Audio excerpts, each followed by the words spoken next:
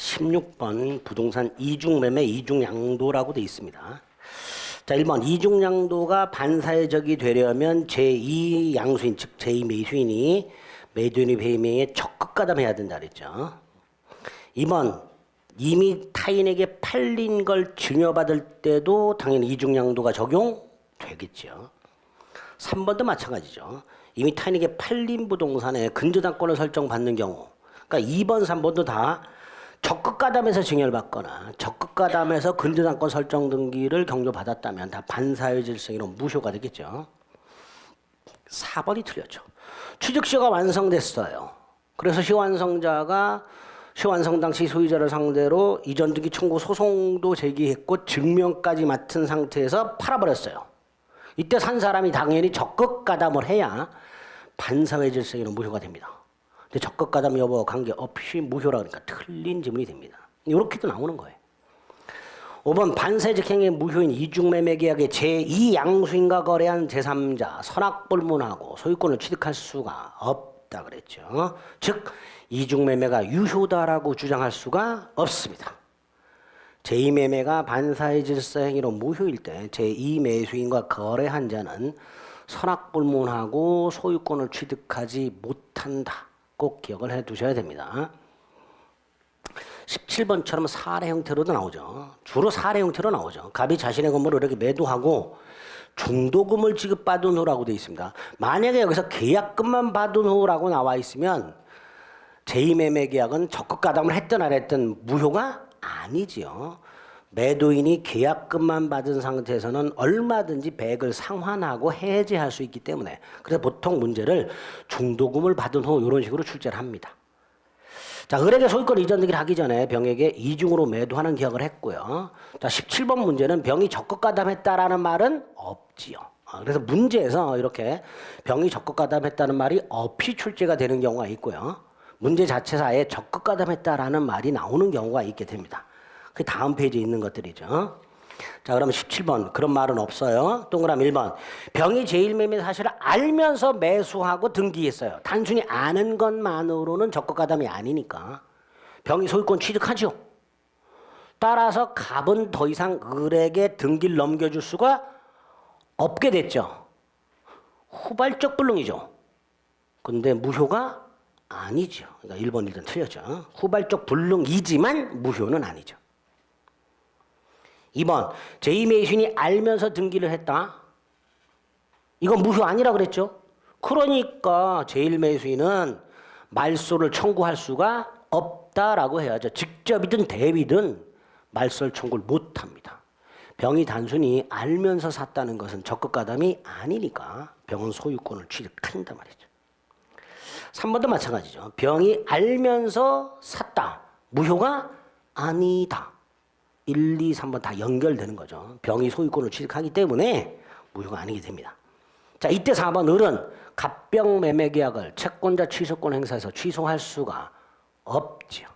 자, 우리 시험 범위에서 채권자 취소권 행사에서 취소할 수 있는 거 하나 나오죠. 뭐예요? 가장 매매 같은 허위 표시. 그거 하나 나옵니다. 반면에 5번 병이 적극 가담했다면 무효죠. 근데 그 병이 정에게 팔아넘겼습니다. 자, 정은 선악불문하고 소유권을 취득할 수가 없지요. 이게 제일 많이 나와요. 답으로. 제2매매가 반사회 질서 행위로 무효라면 제2매수인과 거래한 정은 선악불문하고 소유권을 취득할 수가 없다. 제일 많이 출제되니까 꼭 그 결론을 기억해 두셔야 됩니다.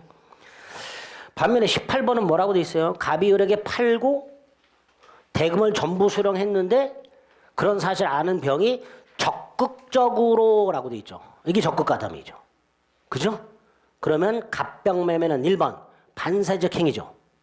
갑병 매매는 반사적 행위고 2번 갑은 대금 중 배액을 상환하고 해지할 수 있는가? 안 되죠. 계약금을 포기하거나 배액을 상환하고 해지하는 것은 언제까지만 할 수 있어요? 이행 착수할 때까지만. 그죠? 근데 이미 대금을 전부 지급했죠. 그럼 이미 이행 착수했으니까 계약금 포기 또는 배액 상환하고 해지할 수가 없습니다. 2번이 틀렸죠. 3번 갑이 을에 대해서 보다 많은 이전 등기 의무는 이행 불능인가요? 최근에 이것도 출제가 자주 돼요. 지문이. 보세요. 제1매매 제2매매가 있고 병에게 등기를 넘겨줬어요. 만약에 이게 유효하다면 병등기가 유효하죠. 그죠? 그러면 갑의 을에 대한 의무는 이행 불능이 되는 거예요. 반면에 이게 무효라면 말소시킬 수 있죠. 따라서 등기 넘겨받을 수 있죠. 그럼 이행 불능이 아니죠. 그러니까 제2매매가 반사회 질서 행위로 무효라면 갑의 을에 대한 이전 등기 의무는 이행 불능이 아니다. 이렇게 되나요? 그렇게까지 연결해서 시험 문제가 출제가 됩니다. 최근에는. 이행 불능이라 할 수 없다. 4번 을은 채권자 대위권을 행사해서 말소 청구할 수 있다. 무슨 뜻이죠? 갑을 대위하여 말소 청구할 수 있다. 이런 뜻이죠. 을은 갑을 대위하여 말소 청구할 수 있고요. 그 다음에 5번 을이 직접 병에게 할 수 있는 거 불법행위 손해배상입니다. 자, 이것도 이게 무효일 때 병이 적극가담을 했을 때 우리 대법원에 의하면 병이 적극가담하는 행위 자체가 을에 대한 뭐가 된다? 불법행위가 됩니다. 제2매매가 유효일 때는요. 불법행위 손해배상도 청구할 수가 없습니다. 제2매매가 무효일 때 불법행위 손해배상을 직접 청구할 수 있습니다. 틀린 거 2번. 사례 형태 준비하시고 불공정한 행위는 이렇게 나와요. 그냥. 동그라미 1번. 궁박경설 무경험을 이용하려는 폭리자의 악의, 폭리의사 요건이죠. 폭리의사가 있어야 성립하니까 성립 요건이다 라고 해야죠. 2번. 무효행위 전환 적용되죠. 추인은 적용되지 않지만 전환은 적용되죠. 3번 궁박. 정신적 심적 원인을 포함하지요. 3번 틀렸고요. 4번 무경험은 거래 일반 경험 부족을 의미하죠. 틀렸고요. 4번 대리인에 의한 경우에 궁박은 본인 기준, 경설 무경험은 대리인 기준. 틀렸죠. 굉장히 쉽게 나옵니다. 불공정한 행위는. 20번도 마찬가지죠. 1번 셋 중에 하나만 있으면 충분하죠. 2번 피해 당사자가 궁박 경설 무경험 상태에 있었다 하더라도 상대방에게 그걸 이용하려는 의사, 다른 말로 폭리 의사 또는 폭리 행위의 악의 이게 없다면 불공정한 행위는 성립하지 않습니다. 3번은 증여 기부라고 돼 있죠. 백사조가 적용되지 않습니다. 4번 대리인 또 나왔어요. 궁박은 본인 기준, 경설 무경험은 대리인 기준. 4번이 틀렸죠. 5번 추인된다 안 된다? 안 되죠. 따라서 추인하더라도 유효가 될 수는 없다. 추인하더라도 효력이 없다. 21번에 1번 부재소 합의가 있고 총회결의가 나와 있어요. 불공정한 행위가 될 수 있지요. 적용되죠. 2번은 뭐예요? 아까 무효행위 전환된다 그랬죠. 그 판례죠. 매매대금이 과다하여 불공정한 행위로 무효일 때 대법원은 그 대금을 적당히 감액하여 유효한 매매로 전환할 수 있다. 2번 틀렸고요. 3번 정식 심정 원인 포함한다 그랬고요. 4번 현저하게 불균형하더라도 궁박경솔이 추정되지는 않고요. 5번 경매에 적용되지 않고요. 이런 것들 키워드가 눈에 빡빡 들어와야 됩니다. 22번 1번 불공정한 행위가 성립하기 위한 요건 3개 누가 증명해야 돼요? 무효주장자, 피해자가 전부 증명해야 되죠. 2번 불규정은 아까 행위 당시 무슨 가치? 객관적 가치를 가지고 판단한다 그랬고요. 3번은 뭐 주저리 써 있는데 포인트가 뭐예요? 총회결의죠. 총회결의. 그죠? 불공정한 행위 될 수 있다 없다? 있다. 21번에 1번 총회결의, 22번에 3번 총회결의 불공정한 행위 무효가 될 수 있다. 그게 포인트가 되는 거죠. 이런 지문 나오면 앞에 있는 업권 소멸로 인한 손실보상금의 분배거나 어총계 총회 이렇게 나오면 그 어총계 총회를 상상을 해. 막 의문들이 모여가지고 막 왜 그런 걸 왜 생각? 그런 포인트 딱 잡는 포인트. 총회결의. 4번 급부합반대급부 현저한 불균형은 행위 당시 객관적 가치를 가지고 판단한다 그랬죠. 따라서 시가와 몇 배가 차이 나냐 이런 거 갖고 판단하는 게 아니라 그랬어요. 시가와의 차액, 시가와의 배율 이런 거 가지고 판단하는 게 아니라 그랬어요. 5번 5번도요. 불공정한 행위가 해당하는지는 사실심 변론 종결시라고 되는데 여기서도 또 사실심 변론 종결시가 언제지를 생각하는 분들이 계셔. 이게 언제인지 몰라도 돼. 우리는 뭐만 알고 있어? 행위 당시. 틀린 거란 말이에요. 물어보면 문제죠. 이 사실심 변론 종결시가 뭐예요? 그거 알아서 어디다 써먹으려고. 우리는 행위 당시만 기억하고 있어요. 행위 당시. 5번 틀렸죠. 23번 해석이 나왔습니다. 1번의 해석이 뜻이죠. 범죄의 내용, 다른 말로 목적을 확정하는 거죠. 2번 표시 행위가 가지는 의미는 특별한 사정이 없는 뭘 가지고 판단한다고요? 객관적 의미 가지고 판단한다고 그랬어요. 표의자가 부여한 주관적 의미가 아니라 거래계의 객관적 의미 가지고 판단한다고 그랬습니다. 그게 3번이죠. 갑의 진정한 의사를 을이 알 수 없다면 뭘 가지고 판단한다? 내심의 의사보다는 행위를 가지고 추단한 의사, 그 객관적 의사를 가지고 해석을 해야 되겠죠. 4번은 잘 안 나오는 판례인데요. 예전에 한번 출제가 된 적이 있어요. 계약 당사자 쌍방의 기초가 되는 사항에 착오가 있어서 약정을 안 했다.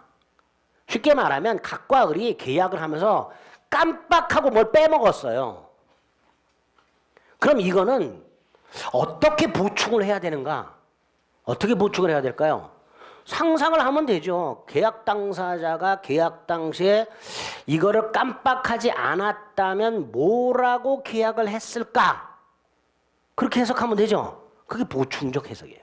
그런 걸 보충적 해석이라고 합니다. 자, 이때 이 추단되는 의사, 갑과 을이 계약 당시에 깜빡하지 않았더라면 어떻게 계약을 했을까? 이 추단되는 의사는 당연히 당사자의 실제 의사가 아니겠죠.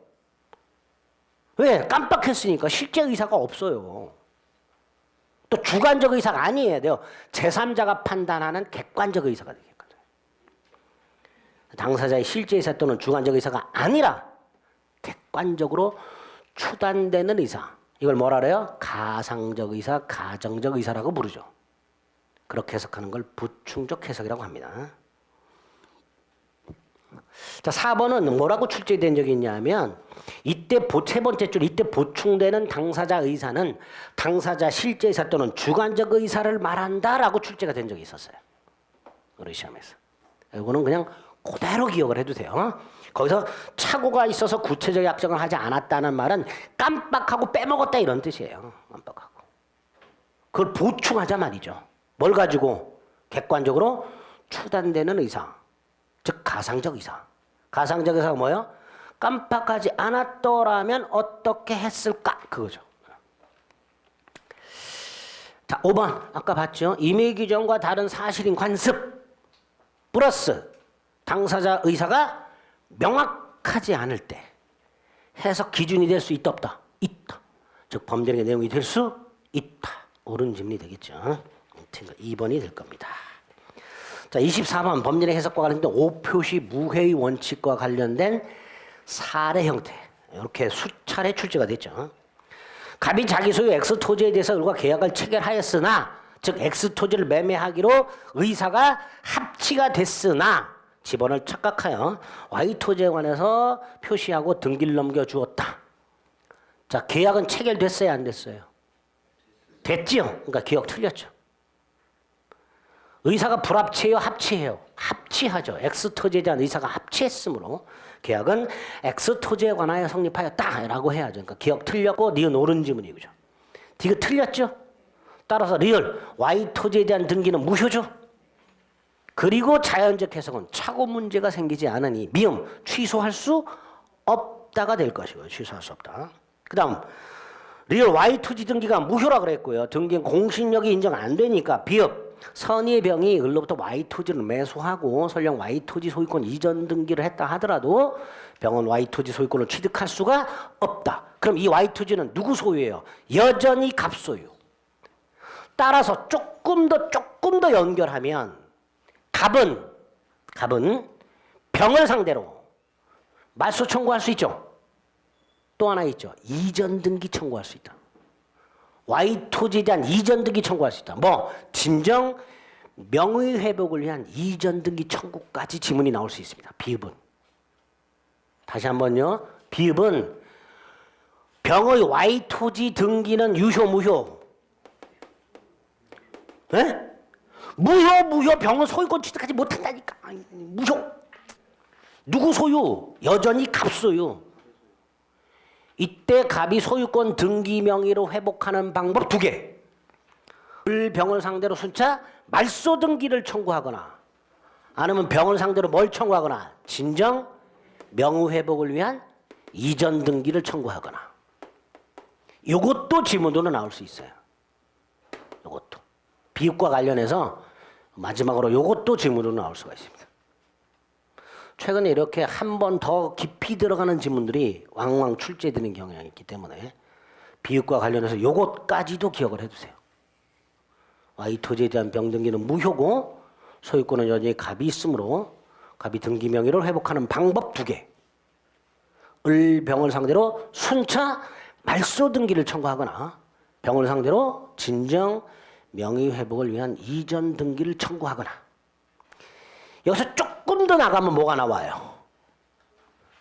이거 물권적 청권, 채권적 청권. 물권적 청권. 소멸시에 걸린다, 안 걸린다? 안 걸린다. 거기까지 나오죠. 조금 더 한 단계 더 들어가면 물권적 청권이고, 뭐에 기초한? 소유권에 기초한. 따라서 뭐에 걸리지 않는다? 소멸시에 걸리지 않는다. 여기까지도 나올 수 있어요. 여기까지. 생각하면 뭐 점점 깊이 들어가면 계속 나오죠. 예? 예, 그 머릿속으로 이렇게 쭉 연결해서 쫙 정리를 해두시는 거예요. 자, 25번 같은 것들은 뭐 앞에 나온 것들 쭉 한번 모아가지고 1번 어떤 의사표시가 진위 아닌 의사표시로서 무효라고 주장하는 사람, 그 주장자가 증명해야 되죠. 그죠? 2번 불공정한 행위에 해당하는지 여부는 행위 당시를 기준으로 객관적 가치를 가지고 판단한다고 그랬고요. 자, 3번이 최근에 나온 판례인데요. 법률의 해석과 관련해서 동일한 내용이 당사자 사이에 계약서가 여러 장 작성돼 있을 때 원칙적으로 어떤 계약서를 기준으로 판단한다고 그랬어요. 제일 나중에 작성된 계약서가 기준이 된다고 그랬습니다.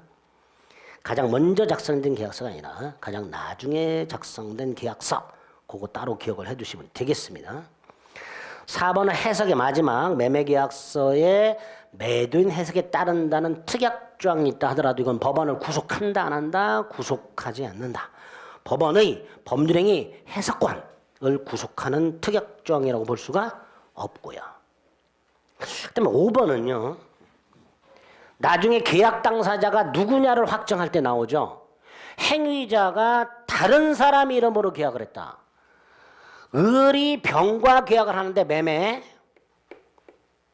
계약서에는 매도인이 갑이라고 되어 있더라. 행위자가 타인 이름으로 계약을 했다. 이때 매도인, 즉 계약 당사자가 행위자냐 아니면 명의인이냐, 누가 당사자가 된다 그랬어요? 나눠서 생각해야 된다 그랬죠. 행위자와 상대방의 의사가 일치하면 일치한 대로, 일치하지 않으면 상대방 입장에서 상대방이 합리적인 사람이라면 누구를 계약 당사자로 이해하고 있었는가, 그거 가지고 판단한다 그랬습니다. 따라서 5번의 두 번째 줄엔 일치한 경우라고 돼 있으니까 일치한 대로 행위자 또는 명의인이 당사자로 확정되어야 한다, 이렇게 되겠죠. 이것도 판례 문구를 그대로 기억을 해두시면 됩니다. 이것도 3번, 4번, 5번 여기까지가 법률의 목적이고요. 출제돼봐야 이 정도예요. 난이도도 이 정도입니다. 지금까지 나왔던 난이도도 요거 이상을 초과하질 않아요. 쉽죠? 무조건 맞춰야 돼. 특히 불공정한 행위나 이중매매 사례 형태로 나오는 경우 반사의 질서 행위, 인가 아닌 거 고르라는 거, 이거는 무조건 맞춰야 됩니다. 이게 앞부분에 나오잖아요. 그죠? 이거부터 막히기 시작하면요, 그 뒤부터 이제 머리가 하얘져요. 41번을 딱 봤는데 막혀. 이거 환장합니다. 사람. 그럼 얼른 42번을 갈 거 아니에요. 여기도 막혀. 그러면 두 번째까지 갔는데도 막히고 답이 안 골라지면요, 그때부터는 말 그대로 똥꾸짓 하기 시작해서요, 어떻게 해야 될지 몰라요. 당황하는 분들이 굉장히 많습니다. 그러니까 앞부분에 출제되는 것들은 철저하게 대비하셔갖고 팍팍 찍는 훈련을 자꾸 해주셔야 됩니다. 자, 두 번째 테마가 비정상적 의사표시죠. 우리 교재를 보겠습니다. 14페이지에 보면요, 비정상적 의사표시 유형이 딱 나와 있죠. 4가지. 비진이 표시, 허위 표시, 착오, 사기, 강박 이걸 크게 일단 의사 표시가 불일치하는 거 이걸 의사의 흠결이라고 부르고 또는 진의 아님이라고도 부르고 또는 조금 길게 내심적 의사가 결여된 것 이렇게도 부르죠. 여기에 이제 크게 두 종류로 나뉘죠. 의사 표시가 불일치한다는 걸 당사자가 알고 있는 경우와 모르고 있는 경우로 나누고 알고 있는 게 비진의 허위 표시, 모르고 있는 게 착오 이렇게 되죠. 반면에 의사 표시는 일치하죠. 그러나 사기나 강박을 당한 경우 이게 하자 있는 의사 표시죠. 그리고 그 중에서 착오하고 사기 강박이 중요하고요. 그리고 요 마지막에 나온 게 뭐예요? 의사 표시 효력 발생 관련된 111조, 112조, 113조. 요것도 아주 잘 나오죠. 상대방이 있는 의사 표시는 도달함으로써 효력이 생긴다부터 시작해서 상대방이 수령할 때 받을 때 제한 능력자라면 표의자는 대항 못한다. 그리고 공시송달까지 잘 나오죠. 여기도. 자, 그러면 일단 15페이지에서 먼저 기억해야 될 게 맨 위에 요 의사 표시와 관련된 규정은 개인과 개인 간의 재산상 범죄에게 적용되는 걸 원칙으로 하기 때문에 1번 공법행위나 소송행위는 적용이 안 되죠. 그래서 2번이 출제가 된 적이 있죠. 소송행위가 강박에 의해서 이루어졌다 하더라도 이거는 법원을 상대로 하는 공법상 행위니까 취소할 수 있다 없다? 없다. 적용 범위여서 이게 출제가 된 바 있고요. 그 다음에 이제 비진이 표시가 나왔습니다. 107조 1항 의사 표시가 표의자의 진이 아님을 자 진이 아님이 뭐죠? 의사 표시가 불일치함을 의사를 표시한 사람이 알고 한 것이라도 그대로 효력이 있다. 그게 대원칙이죠. 표시한 대로 그대로 유효하다. 그러나 상대방이 표의자의 진이 아님을 의사 표시가 불일치함을 알았거나 악의 알 수 있었을 경우 과실 그러면 무효다. 그리고 이항 그 무효를 가지고 선의 제3자에게 대항하지 못하니까 상대적 무효거나 이렇게 되겠죠. 자 여기서 하나 기억할 게 뭐예요? 상대방이 알았거나 알 수 있었을 경우에 무효죠. 그럼 반대로 생각해 보셔야죠. 상대방이 선의 무과실일 때 유효가 되는 거죠. 상대방이 선의 무과실일 때. 그죠?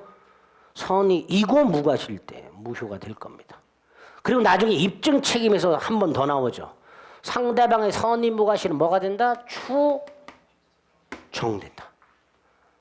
따라서 무효 주장자가 상대방의 악의 또는 과실을 입증해야 된다. 여기까지 연결이 됩니다. 조문 가지고 거기까지 딱 머릿속으로 떠올리는 거예요. 그 다음에 의사 표시가 불일치함을 알고 하는 거라 그랬죠. 예로 기억하자. 거짓 사직서 제출이나 거짓 증여 이런 것들이 나와요. 요건 의사 표시가 있어야 되고 중요한 게 두 번째죠. 의사 표시가 불일치하고 이때 의사를 진의라고 하고 그 진의의 뜻 암기해야 됩니다. 당사자가 진정으로 마음속에서 바라는 상을 뜻하는 것이 아니라 이건 대법원이 본심이라고 불러요. 그게 아니고 특정 의사를 표시하고자 하는 표의자의 생각. 그래서 두 번째 강박에 의해서 증여를 하기로 하고 증여를 한 이상 비진이 표시를 할 수는 없다. 2번 당시상에서 최선이라 판단하고 의사를 표시했다면 역시 비진이 표시를 할 수는 없다. 그래서 한번 대출을 받을 수 없는 갑을 위하여 학교법인, 의리, 직원 내가 지금 내 이름으로 대출을 받아오는 게 최선이다 라고 생각하고 대출을 받았다면 이것도 비진이 표시를 할 수는 없다. 그대로 머릿속에 넣으셔야 돼요. 그대로 출제가 됩니다. 그대로. 3번 표의자가 스스로 비진임을 알아야 되고요. 여기에 나아가서 왜 비진을 했는지 왜 거짓으로 사실서를 썼는지 그 이유나 동기는 묻지 않는다. 그건 요건이 아니다. 이렇게 되겠죠. 원칙적으로 표시한 대로 그대로 효력이 생기니까 사립대 교수가 거짓으로 사직서를 냈을 때 이사회가 거짓 사직서라는 걸 알았거나 알 수 있었다는 사정이 없다면 선이 무과실이라면 사지 효과는 발생한다. 이렇게 되죠. 그대로 유효하다. 다만 상대방이 알았거나 알 수 있었을 때는 무효가 되죠. 회사 요구로 사직서를 제출한 경우가 거기에 해당이 될 겁니다. 자, 상대방의 선의 무과실은 추정이 된다는 표현이 나와 있고요. 박스 니은. 따라서 무효 주장자가 상대방의 악의 또는 과실을 입증해야 될 것이고요. 3번 무효가 되었다 하더라도 선의의 제3자에게 대항하지 못하고요. 이때 첫째 제3자는 선이 이기만 하면 족하고 과실 여부는 묻지 않는다. 그 다음에 제3자의 선의도 추정된다. 따라서 제3자는 스스로 선임을 증명할 필요가 없고 무효 주장자가 악의를 증명해라. 그 다음 간혹 사례가 나오죠. 4번 갑이 증여 의사 없이 증여하고 등기를 넘겨줬다. 원칙 유효. 자, 이때 을은 뭐 해야 돼요? 선의 무과실. 네. 유효. 그럼 을등기도 유효죠. 따라서 을과 거래한 병은 선악불문하고 소유권 취득한다. 이렇게 되겠죠. 다만 예외. 을이 알았거나 알 수 있었을 때는 무효. 그죠? 악의 또는 과실이 있으면 무효. 이때 을과 거래한 병은 선의만 소유권 취득하고 악의라면 소유권을 취득할 수가 없다. 이렇게 사례 형태로 나왔을 때 유효인 경우와 무효인 경우로 구별을 해가지고 문제를 풀어주셔야 됩니다. 거짓증여 이렇게 나오면 적용 범위와 관련해서는 3번 공법상 행위는 적용이 없고 엔드 표시한 대로 그대로 효력이니까 공무원이나 국립대 교수가 거짓으로 사직서를 냈을 때는 상대방이 알았는지 여부를 묻지 않고 그대로 유효. 5번 대리권 남용의 유추 적용되죠. 이건 나중에 이제 다음 주 대리권 남용 가서 다시 한번 보겠습니다. 자, 비지리 표시에서 나오는 게 이 정도예요. 반면에 허위 표시는 108조 상대방과 통정한 허위 의사 표시 무효라고 하는데요. 이때 통정이 뭐였어요? 표의자의 진이 아님을 상대방이 알면서 플러스 합의. 그러니까 아는 것만으로는 통정이 아니다 이런 말이 나오죠. 알고 있어. 갑의 비진이를 상대방이 알고 있는 것만으로는 통정이 아니다 이렇게 되겠죠. 알면서 그걸 합의까지 해줘야 허위 표시가 되고요. 자, 이 허위 표시에서 첫 번째로 출제 가능한 게 가장매매죠. 그 사례 형태. 또 사례 형태로 나오는 건 정확하게 숙지하셔야 됩니다. 갑이 채권자 A의 강제 집행을 면할 목적으로 갑이 땅을 갖고 있었는데 채권자가 강제 집행을 하려고 한다. 그걸 면할 목적으로 친구 을과 짜고 매매를 가장하여 등기를 넘겨줬다. 뭐 이렇게 나오죠. 자, 가장매매 무효, 등기 무효. 두 번째, 가장매매는 반사의 질서가 아니야. 따라서 갑은 을을 상대로 부당이득 반환 청구할 수 있다. 그 부당이득 반환 청구가 여기서 뭐예요? 말소 등기 청구. 근데 말소 안 하고 있으면 채권자는 뭐 할 수 있다? 취소할 수 있다. 그죠? 여기까지가 한 묶음이죠. 여기까지. 두 번째가 제3자가 나오는 경우죠. 을이 병한테 팔아먹었다. 이때 병은 선악을 나누자. 선의라면 소유권 취득한다. 선의 이기만 하면 족하다. 선의는 추정된다. 선의의 제3자가 무효를 주장하는 것은 무방하다. 선의의 제3자와 거래한 전득자는 선악불문하고 소유권 취득한다. 그죠? 반면에 제3자가 악의라면 소유권을 취득할 수가 없되 이 악의의 제3자와 거래한 전득자는 선의라면 소유권 취득한다. 악의의 제3자와 거래한 선의의 전득자 도 108조 2항의 제3자에 포함된다. 그죠? 그렇게 딱 이렇게 구별해서 분류를 해갖고 법률 관계를 기억하셔야 돼요. 자, 먼저 갑을 간의 매매는 언제나 무효고요. 을등기는 무효고 반사의 질서가 아니고 불법원인 거면 적용이 안 되고 따라서 소유권은 여전히 갑에게 있으므로 갑은 을에게 말소 등기 청구할 수 있고요. 안 하고 있으면 2번 채권자 A는 취소권 행사해서 취소할 수 있지요. 그러나 3번 을이 병에게 팔아먹었을 때 1번 병이 선이라면 소유권 취득하고요. 그죠? 2번 선의의 병이 소유권 취득하더라도 갑을 매매는 무효고요. 따라서 갑은 을에게 뭐 할 수 있다? 부당이득 반환 청구나 손해배상까지 청구할 수 있다. 그죠? 갑은 여전히 을에게 부당이득 반환 청구할 수 있고 엔드 손해배상도 청구할 수 있다. 이때 갑이 을에 대해서 갖고 있는 손해배상 청구권 이게 나중에 보면 뭐예요? 가장매매 기한 손해배상 청구권이 되죠. 그거를 갑이 팔았을 때 그 가장매매에 기한 손해배상 청구권의 양수인 108조 2항의 제3자에 해당하지 않는다. 왜? 얘는 진짜 권리를 산 사람이니까. 이거 진짜 손해배상 청구권이잖아요. 그죠? 그래서 가장매매에 기한 손해배상 청구권의 양수인까지 연결해서 나오게 됩니다. 여기서. 3번 선의 제3자가 무효 주장하는 건 괜찮고요. 4번 선의 제3자와 거래한 전득자는 선악불문하고 소유권을 취득하고요. 반면에 병이 악의라면 병은 소유권을 취득하지 못하되 병과 거래한 정은 선의라면 소유권을 취득하니까 다시 한번 악의의 제3자와 거래한 선의 전득자 토 108조 2항의 제3자에 해당한다 까지 출제가 됩니다.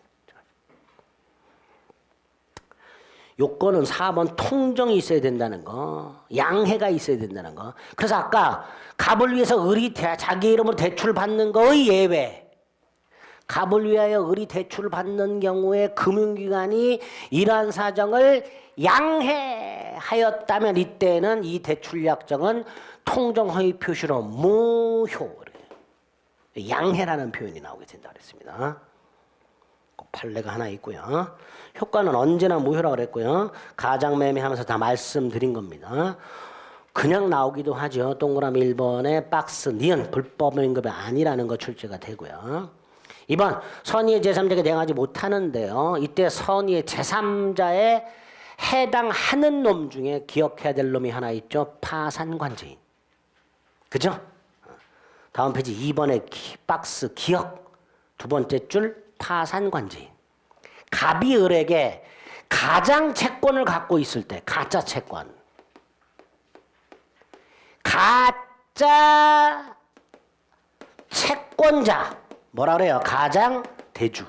가장대주가 파산했을 때 그 가장대주의 파산관제인은 가장대주의 포괄승계인이지만 제3자. 두 번째, 파산관제인의 선악은 파산관제인 자신의 선악이 아니라 파산한 자의 총파산 채권자 전원이 악의여야 파산관제인도 악의여야 된다. 거기까지 출제가 됐었죠. 기억의 제3자 중에서 파산관제인 기억하시고요. 는 제3자는 과실유무 묻지 않고요. 디귿 제3자 선이 추정되고요. 미음 선의 제3자가 무효를 주장하는 것은 무방하고요. 비읍 선의 제3자와 거래한 전득자는 선악 불문하고 보호되고요. 그죠? 그 다음에 박스 제3자 아닌 놈들 108조 2항의 제3자가 아닌 놈들 뭐라고 나와요? 허위 표시 무효로 대항할 수 없는 제3자 이렇게 나오죠. 여기서 착각하시면 안 되는 게요. 제3자가 대항할 수 없다는 게 아니고요. 제3자에게 대항할 수 없다는 뜻이에요. 그러니까 보호되는 제3자를 말하는 거예요. 자, 이 대항할 수 허위 표시에 무효로 대항할 수 없는 제3자, 즉 보호되는 제3자, 허위 표시를 기초로 새로운 이해관계를 맺은 자, 그게 제3자죠. 그죠? 그 기준에 따라서 제3자가 아닌 놈들, 키워드로 기억하자 그랬어요. 첫 번째 본인 기억합니다. 본인. 대리인이 허위 표시한 경우 본인. 두 번째 가장매매에 기초한 손해배상 청구권의 양수인. 본인은 최근에 출제가 됐었고요.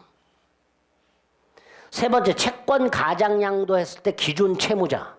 자주 출제가 되고요. 채권 가장양도에서의 기존 채무자. 쭉 내려서 주식회사. 채권하고 똑같아요. 채권이나 주식이 가장양도되었을 때 기존 채무자나 그 주식회사. 그 밑에 상속받은 자. 제3자를 위한 계약의 허위 표시일 때 제3자. 수익자라고 하죠. 마지막으로 당사자의 지위를 넘겨받은 사람은 당사자잖아요. 그죠? 그러니까 제3자가 아니지요. 적어도 지금 체크해드린 놈들은 제3자가 아니라는 걸 반드시 기억을 해 두셔야 됩니다. 허위 표시 적용 범위는 거의 출제가 안 되니까 안 보셔도 되고요. 자, 세 번째가 착오가 나왔습니다. 109조 1항 뭐라고 돼 있어요? 중요 부분에 착오가 있을 때 취소할 수 있다. 그러나 그 착오가 중대한 과실로 인한 경우에는 취소할 수가 없다. 이렇게 돼 있죠. 조문을 쪼개놨죠. 중요 부분에 착오가 있을 때 취소할 수 있다. 그러나 중대한 과실로 인한 때는 취소하지 못한다. 그다음 2항은 취소했을 때 역시 누구에게 대항을 못한다. 선의지삼자에게 대항하지 못한다. 착오는 의사표시가 불일치한다는 걸 모르고 있는 건데 그 유형이 쭉 나오죠. 표시를 잘못한 거, 내용을 착각해서 표시가 잘못된 거, 내용상 착오, 사자 심부름꾼 중에서 표시기관의 착오, 3번에 법률 착오 출제되죠. 법률 착오도 착오가 되고요. 쌍방 착오, 계산 착오, 최근에 자주 나오는 서명 날인의 착오. 매매계약서인 줄 알고 도장 찍었는데 연대보증계약서더라. 신용보증계약서인 줄 알고 도장 찍었는데 연대보증계약서더라. 엉뚱한 소리에 도장 찍었다. 서명 날인의 착오고 이 서명 날인의 착오도 뭘로 봐요? 표시상 착오로 본다. 표시상 착오. 서명 날인의 착오도 표시상 착오로 보고 있습니다.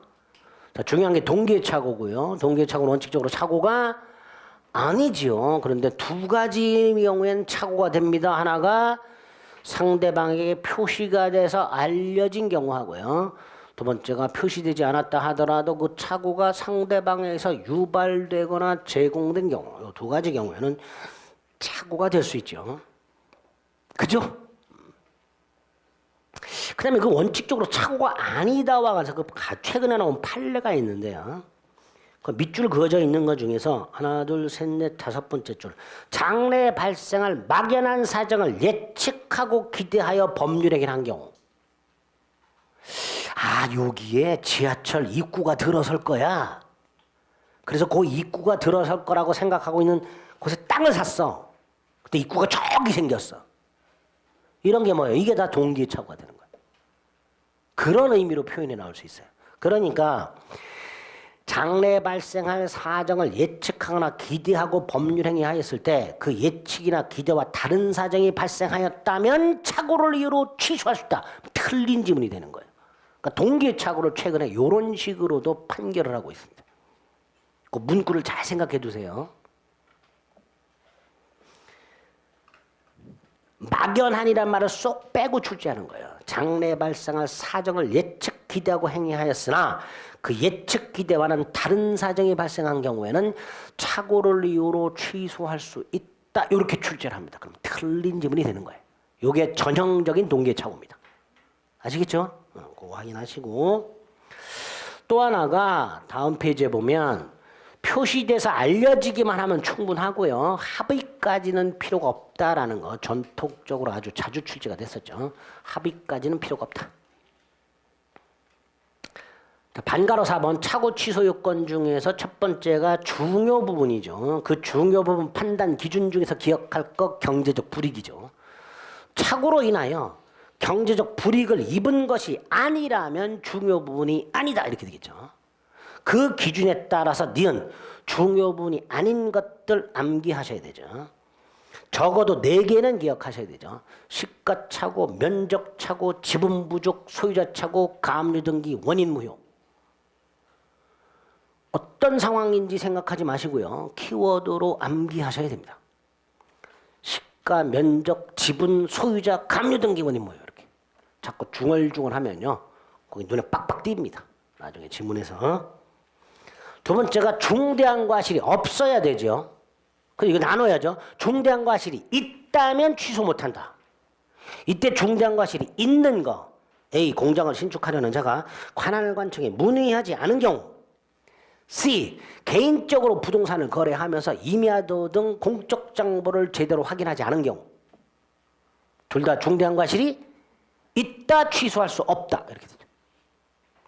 반면에 중대한 과실이 없는 거 가짜 청자를 고려 청자로 착각한 거 그 다음에 B. 누구 말을 믿고 중개인 중개사 말을 믿고 전문가 말을 믿고 그럼 중대한 과실이 없다 취소할 수 있다 이렇게 연결이 되겠죠. 다만 디귿 최근에 잘 나오죠. 중대한 과실이 있더라도 취소할 수 있는 경우. 어떤 경우죠? 상대방이 착오를 이용한 경우. 그죠? 이것은 어떻게 출제가 돼요? 착오를 상대방이 이용한 경우에도 중대한 과실이 있다면 취소할 수 없다라고 출제를 하죠. 그럼 틀린 지문이죠. 반대가 돼야 되죠. 중대한 과실이 있더라도 상대방이 이용했다면 취소할 수 있다. 이렇게 딱 정확하게 기억하셔야 됩니다. 오른쪽에 정리되어 있는 것은 입증 책임 확인해야 되죠. 첫 번째, 2번. 중요분에 관한 입증은 누가 한다? 표의자. 다른 말로 착오한 자. 다른 말로 취소하려는 자. 제일 많이 나온 거예요. 범죄행위 효력을 부인하려는 자. 이렇게 나오죠. 그게 착오자죠.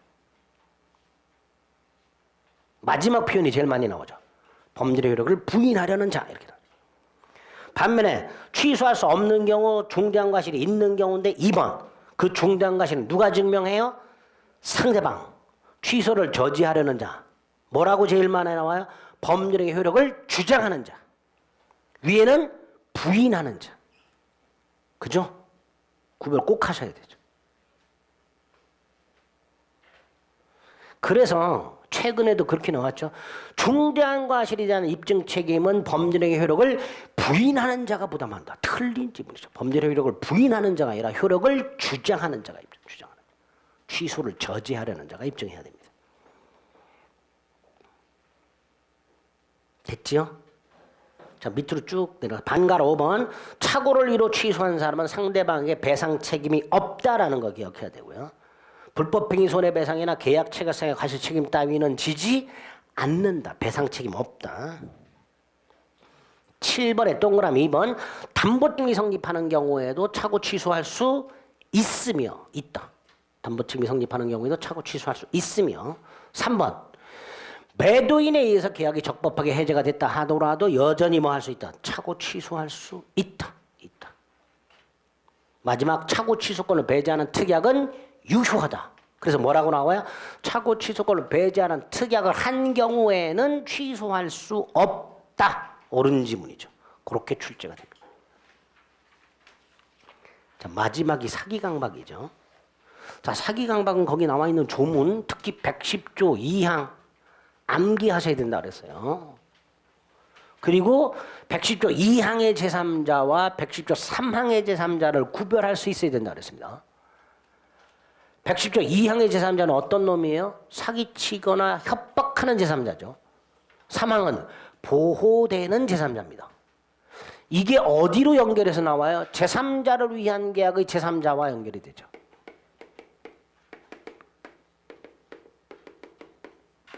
자, 이 제3자를 위한 계약의 제3자 110조 2항의 제3자에 해당되죠.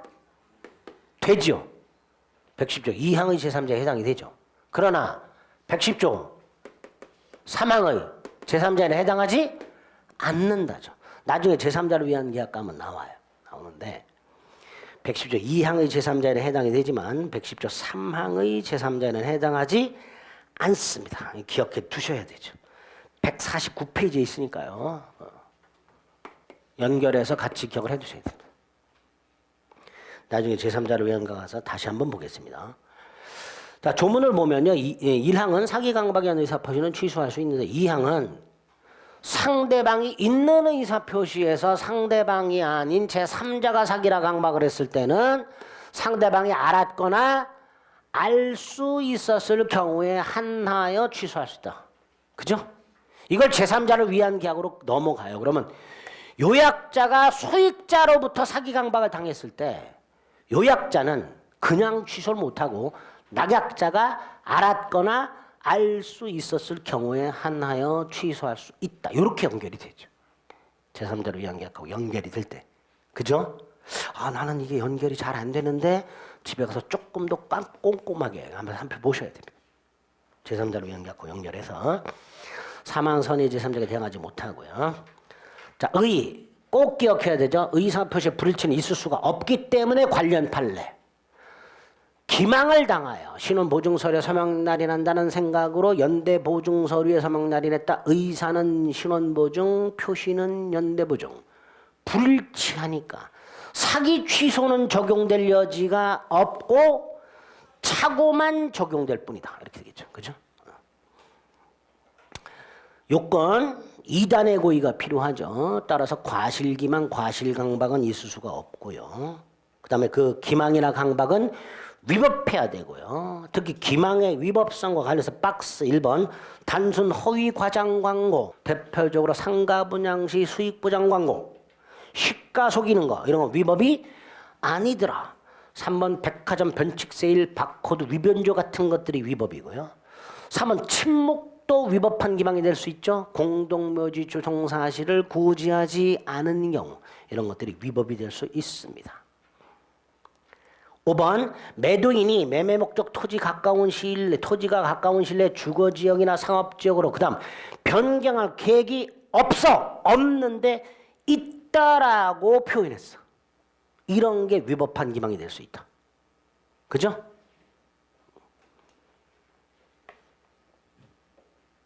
강박.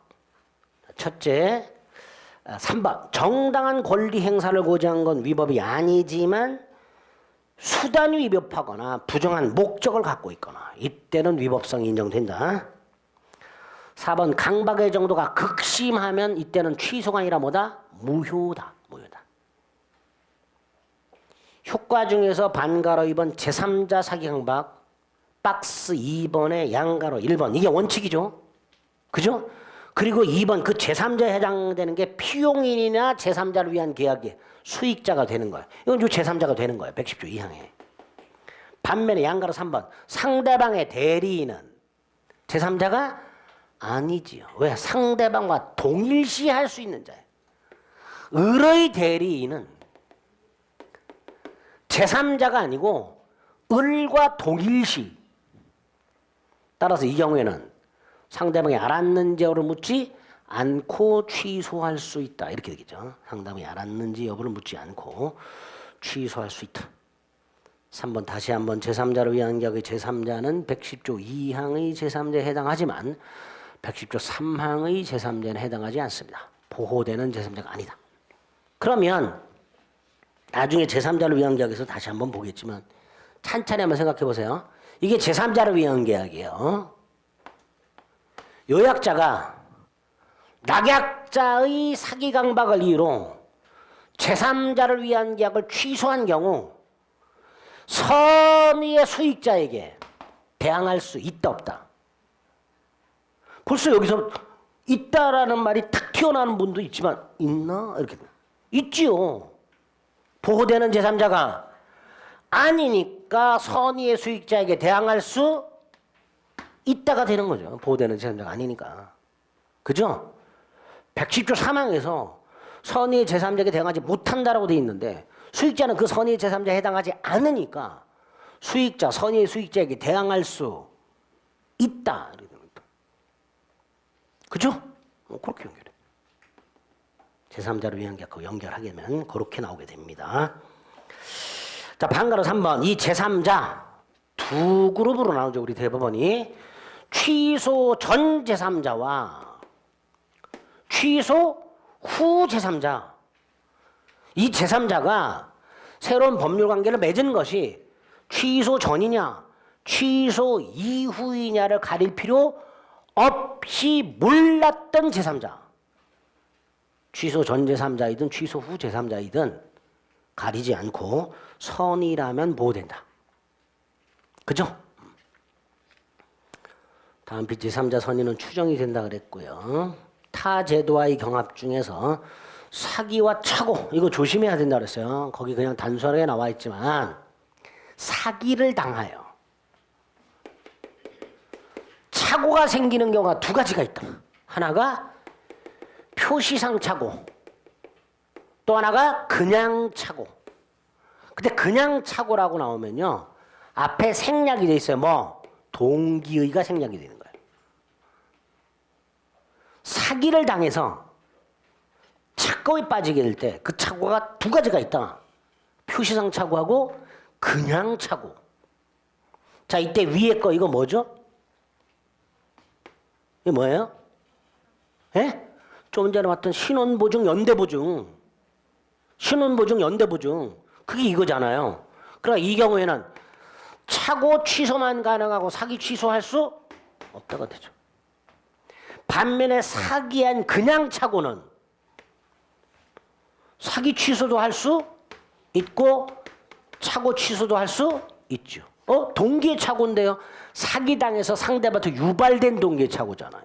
그러니까 뭐도 될 수 있다. 차고도 될 수 있다. 이렇게 되죠. 요거 말하는 겁니다. 따라서 혹시라도 시험 질문에 뭐 그렇게 나온 적도 있지만 사기 기망에 의한 표시상 착오라고 나오면 사기 취소할 수는 없다라는 거 꼭 기억을 해두셔야 됩니다. 아시겠죠?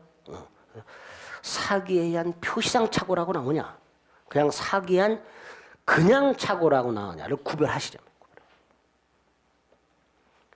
구별하실 수 있겠지요? 이렇게 주둥이 터져라 말을 했는데 제가 아까 시작하는 말씀에 목에 염증이 있다고 그래도 이렇게 얘기하는데 말이죠. 무슨 요새는 연골도 휘었다고 그래. 수술하라고 그러는데 미쳐서 그 수술하게 참는 거죠. 그냥. 몸이 여기저기 고장나고 짜증나게. 에이씨. 아침에 약만 한숨 털고 나와도 배불러. 자, 타제도와의 경합에서 사기 차고 받고요. 사기 하자 담보 책임도 경합해서 선택적으로 정할 수 있고 3번이 중요하죠. 사기 강박을 당한 사람은 취소할 수 있죠. 앤드 사기 강박을 한 놈한테 손해배상도 청구할 수 있죠. 이제 첫째, 취소하지 않고도 손해배상 청구할 수 있다라는 거. 손해배상을 청구하려면 먼저 취소하여야 한다라고 출제가 되죠. X, 취소하지 않고도 손해배상 청구할 수 있다라는 거. 두 번째, 취소를 하면 발생하는 부당이득 반환 청구권과 손해배상 청구는 경합 병존한다. 여기까지 출제된 적이 있어요. 취소하면 발생하는 부당이득 반환 청구권과 손해배상 청구는 경합 병존한다. 그 다음 행사는 어떻게 돼? 선택적 행사. 두 가지 권리가 모두 발생한다를 경합 병존한다라고 말을 해요. 그걸 행사할 때는 중첩적으로 행사할 수가 없고 선택적 행사. 거기까지 출제가 됐습니다. 그래서 그 동그라미 2번에 보면 두 번째 줄 경합 병존하는 것이다까지 출제된 적이 있고요. 그 다음에 중첩적으로 행사할 수 있다 X, 선택적으로 행사할 수 있다 거기까지 기억을 해두시면 되겠습니다. 마지막, 아까 차고 취소권 배제 약정은 유효라고 그랬죠. 반면에 사기 강박을 이유로 하는 취소권을 배제하는 약정은 무효. 이렇게 무효. 구별하셔야 됩니다. 4번 의사표시록 발생 시기 아무것도 아닌데 굉장히 빈번하게 출제가 됩니다. 111조 1, 2항이 있는데 다 외워야 되죠. 상대방 있는 의사표시는 도달한 데 효력이 생긴다. 2항 꼭 외워야 되죠. 발송한 후에 사망 또는 제한 능력자가 되었다 하더라도 의사표시 효력에는 영향을 미치지 않는다. 그대로 효력이 생긴다. 나중에 계약 성립에서도 나오죠. 청약자가 청약을 발송한 후에 사망한 경우 상대방이 승낙을 하여 청약자의 상속인에게 도달하면 계약은 성립한다. 이렇게 나오죠. 그죠? 알아들으셨어요? 네. 그렇게도 연결해서 나오게 됩니다.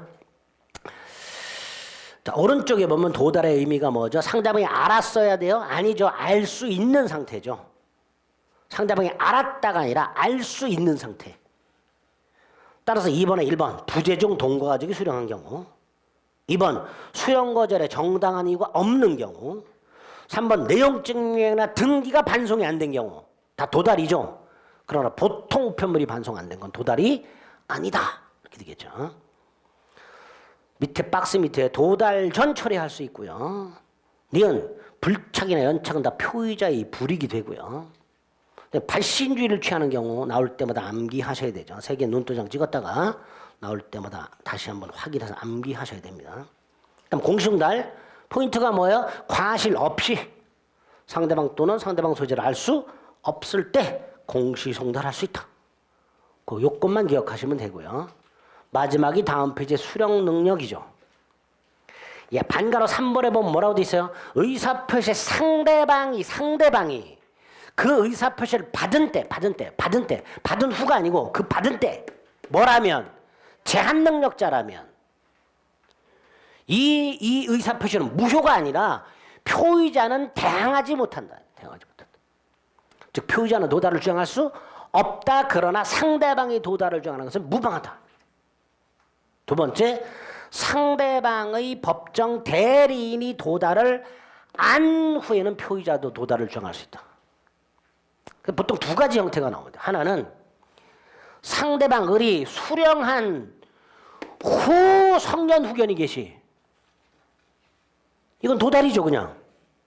후 성년 후견이 계시가 됐으니까 이건 그다 도달이 될 거예요.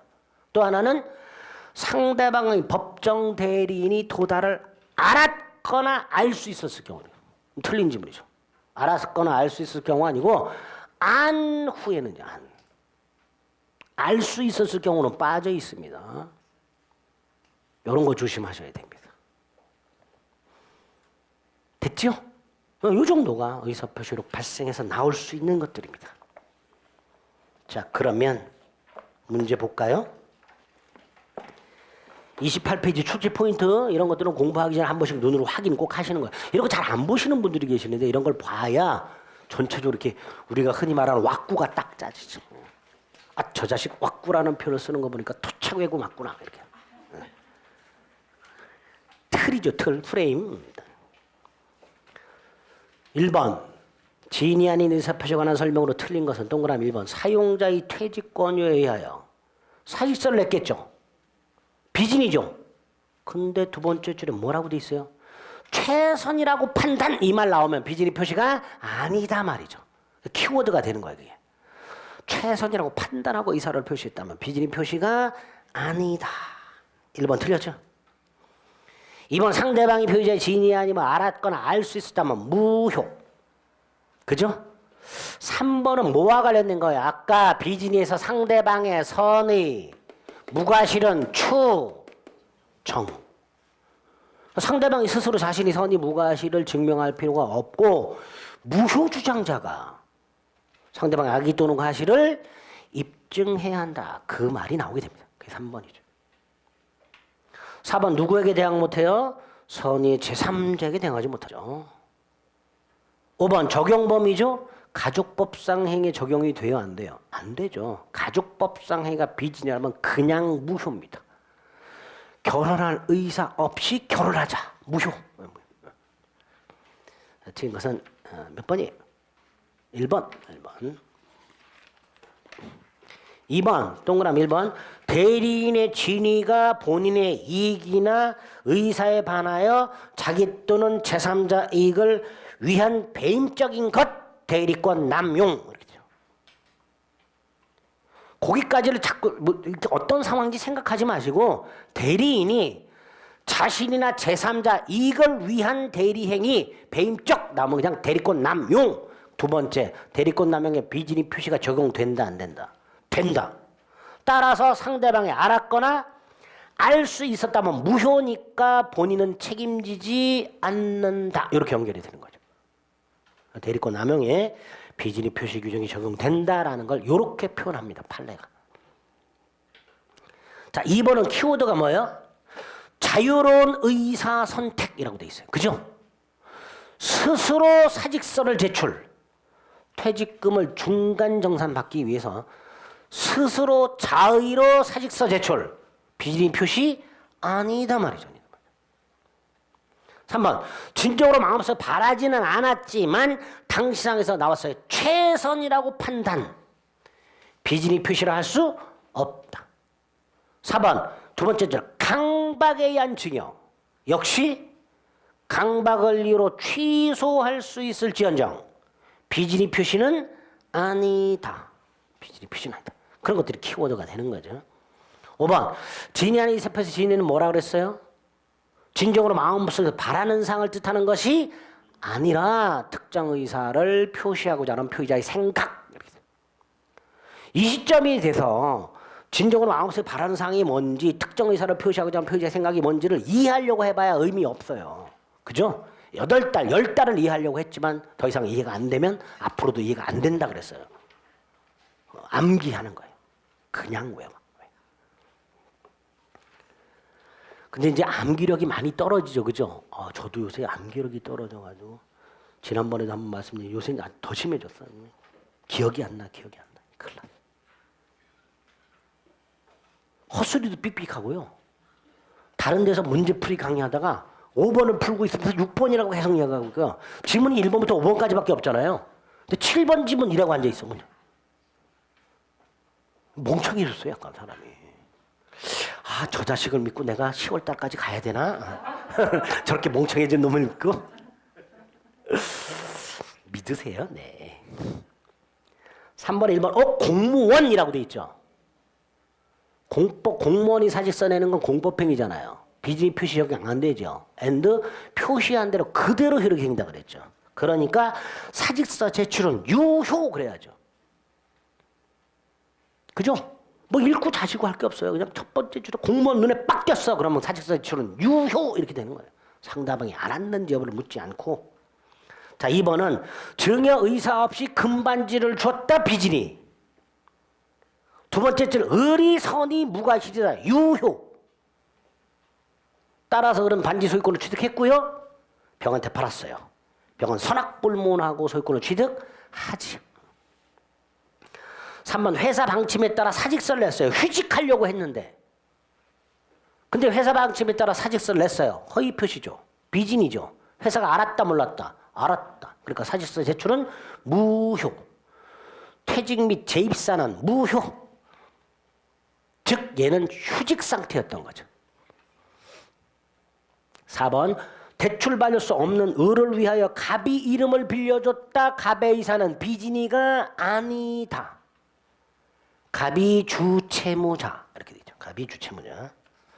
5번 비진이 표시가 무효가 되려면 상대방은 알았거나 알 수 있었어야 되죠. 그걸 누가 증명해야 돼요? 무효 주장자 이렇게 되겠죠. 1번이 될 겁니다. 자, 4번은 사례 형태고요. 이건 잠시 쉬었다가 보겠습니다.